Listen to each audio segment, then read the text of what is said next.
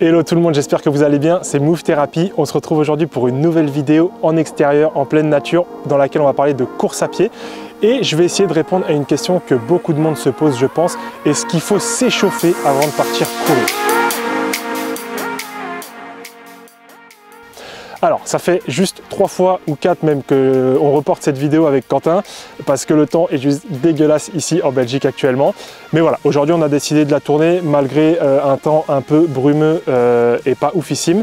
Alors, comme j'ai dit dans cette vidéo, on va répondre à une question que beaucoup de monde se pose, je pense. Est-ce qu'il faut s'échauffer avant de partir courir ? Alors, il n'y a pas beaucoup de littérature sur le sujet actuellement, en vraiment l'échauffement et la course à pied de manière spécifique, mais par contre, on a énormément de données sur l'échauffement et les bienfaits de l'échauffement, que ce soit pour prévenir les blessures, pour préparer le corps avant un effort. Donc ça, franchement, je pense que l'échauffement n'a plus aucune preuve à faire. Maintenant, on va essayer de différencier un petit peu deux choses. La première, ça va être, est-ce que je vais aller courir juste de manière relax, une petite course tranquille, je vais trottiner pendant 20, 30 minutes, 1 heure pour les plus expérimentés. Et à ce moment-là, en effet, l'échauffement, à mon sens, n'est pas primordial. On va marcher un petit peu, on va courir un petit peu, trottiner pendant 5-10 minutes au début, jusqu'à atteindre sa vitesse de course. Par contre, si vous êtes sur un entraînement à visée compétitive, que vous allez faire de l'intervalle, que vous allez faire de la haute intensité, que vous allez monter haut dans les fréquences cardiaques et toutes ces choses-là, tous ces paramètres-là, il va falloir préparer le corps à l'effort par un échauffement. C'est pour moi primordial.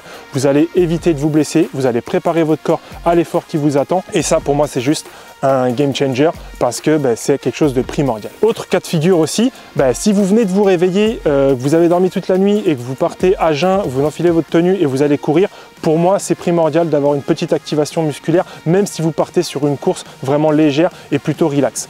Même chose, vous êtes resté assis toute la journée au bureau sur votre ordinateur, vous avez un métier plutôt sédentaire et vous avez envie d'aller courir directement après votre journée de travail, il va falloir activer tous les groupes musculaires. Donc ça pour moi c'est des choses à prendre en compte qui sont à mon sens primordiales. Et dernière chose, si vous ressentez des douleurs quelque part, exemple dans vos mollets ou dans vos quadriceps, ça peut être super intéressant de venir stimuler ce groupe musculaire en question qui vous pose un peu problème pour le préparer à l'effort encore une fois. Alors attention, cette vidéo, elle ne remplace pas une consultation chez un professionnel de santé. Si vous avez des douleurs de manière répétée qui durent dans le temps, n'hésitez surtout pas à aller consulter. Allez, on va rentrer dans le vif du sujet. Je vais vous montrer tout de suite quelques exercices et un échauffement un peu type que vous pouvez faire. Let's go! Ok, donc l'échauffement, il n'a pas besoin d'être ultra compliqué, de partir dans des mouvements très complexes. On va faire des choses vraiment simples. On va le diviser un petit peu en 3 parties. La première partie, ça va être un petit peu des petites gammes, ce qu'on appelle les gammes en course à pied. La deuxième partie, un petit peu de renforcement d'activation musculaire. Et la troisième partie, trottiner, se mettre un petit peu en situation. Dans la première partie, ce qu'on va appeler les gammes, qu'est-ce qu'on va pouvoir faire? Des choses très simples. Comme je l'ai dit, on va pouvoir marcher un petit peu sur la pointe de pied, très simple. Vous pouvez faire quelques allers-retours tranquillement. Ça, c'est pas quelque chose de très compliqué. On peut faire aussi ici, marcher un petit peu sur les talons, le mouvement inverse. Très simple. On peut se faire un petit peu du déroulé où on va venir là, hop, dérouler talon pointe. Même chose, plusieurs allers-retours. On peut se faire la marche un petit peu sur le côté pour éviter un petit peu les entorses, préparer la cheville si vous allez courir dans les bois. Ça, c'est quelque chose qui marche bien. On peut se faire tout ce qui va être du monté de genou, tranquillement, du talon-fesse, les gammes un petit peu classiques que vous connaissez, tout ce qui va être pas chassé et tout ça. Ça, c'est pour la première partie. Dans la deuxième partie, tout ce qui va être plutôt activation musculaire, on va se consacrer sur un petit peu tous les groupes musculaires qui travaillent pendant la course à pied, à savoir les petits intrinsèques du pied, les mollets, les quadriceps, les ischio-jambiers et les fessiers.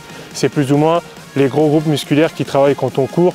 Les bras, les membres supérieurs, oui, ils travaillent, les abdos, oui, ça travaille, le dos, oui, ça travaille, mais c'est pas ce qui va nous importer en premier lieu.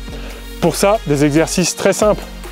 Un peu de montée sur pointe, d'accord? On peut même faire des petits sauts pour venir un petit peu travailler ses mollets. On peut faire du squat, exercice de base pour travailler un petit peu tout ce qui va être quadriceps et fessiers. On peut se faire un peu d'élévation latérale ici sur les côtés, ok, pour venir travailler un petit peu les fessiers. Et vous pouvez faire un petit peu tout ce que vous voulez, je veux dire, il n'y a aucune contre-indication. Autre chose aussi que j'ai oublié de dire, on va pouvoir faire un petit peu des étirements balistiques. Je ne sais pas si vous connaissez ça, mais les étirements balistiques ou les mouvements balistiques, on va venir par exemple ici, hop, dérouler la jambe et mettre de plus en plus d'amplitude. Ça va permettre justement là de venir activer un petit peu les ischios. On peut faire ça de face, on peut faire ça sur le côté. Hop, alors j'ai pas d'équilibre hein, comme d'habitude. Vous pouvez vous tenir, hein. Imaginez que vous avez quelque chose dans les mains et au moins vous allez ne pas vous casser la gueule. Voilà, donc ça va être pour la deuxième partie, tout ce qui va être activation musculaire. Groupe musculaire par groupe musculaire. Une fois que vous avez terminé de faire vos gammes, que vous avez terminé d'activer chaque groupe musculaire spécifiquement, et tout simplement vous partez soit pour une marche rapide pendant quelques minutes et puis vous vous mettez à trottiner, ou alors vous pouvez directement partir, le corps est préparé à l'effort, vous pouvez partir courir, trottiner tranquillement 5 minutes et puis ensuite on attaque sa course. Allez, c'est parti!